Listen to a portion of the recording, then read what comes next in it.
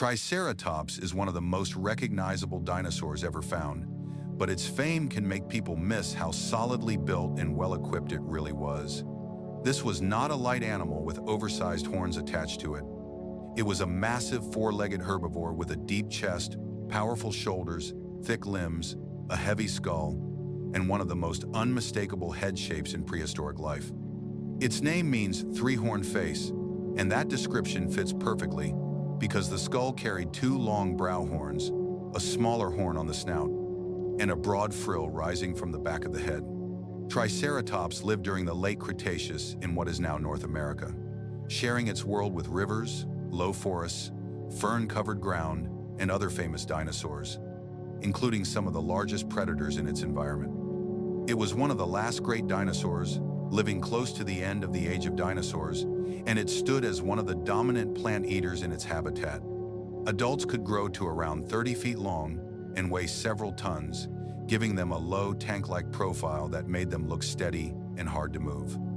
The body was not built for speed. Instead, it was built for strength, balance, and carrying an enormous skull that could make up a very large part of the animal's front weight. That skull was one of the biggest of any land animal, and it was not just for display.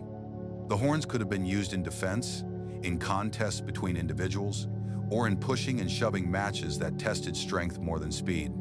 The frill behind the head may also have helped protect the neck, but it likely had display value too, making each animal look even larger from the front. Triceratops had a sharp beak at the front of its mouth, useful for clipping tough plant material, and behind that beak were strong dental batteries built for slicing and crushing vegetation. It fed on hardy plants such as cycads, palms, ferns, and other low-growing vegetation, using powerful jaws to process food again and again. Its head was naturally carried low, which fits a life spent feeding close to the ground rather than browsing high branches. The limbs were thick and sturdy, with the front end especially strong to support the weight of the skull and horns.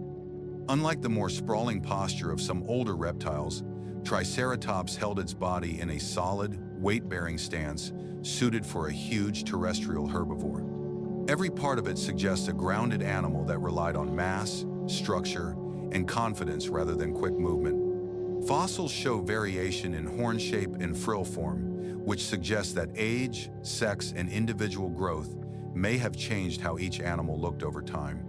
Younger Triceratops may not have looked exactly like fully mature adults, and the skull likely changed as the animal aged. That means the classic image of Triceratops is really just one stage of a living animal that developed through years of growth. Predators such as Tyrannosaurus lived in the same landscapes, so a healthy adult Triceratops had to be more than just big. It had to be difficult and dangerous to attack. A full-grown individual with strong legs, a low center of mass, and long forward horns would have been an intimidating opponent.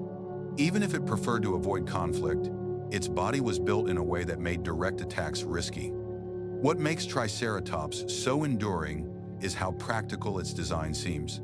Nothing about it looks wasted. The heavy frame, the beak, the dental batteries, the neck frill, and the long horns all fit together into an animal that feels believable as soon as you study it. It looks less like a fantasy creature and more like a real grazer that happened to carry one of the most dramatic heads ever evolved. That is part of why it remains so popular. Triceratops was not strange in the same way as some other dinosaurs. It was clear, powerful, and purposeful. It looked like an animal that knew exactly how to live in its world. Even today, the silhouette of Triceratops still works instantly because the body is so honest about what it was. A massive plant eater built to feed low, stand firm, and make predators think twice.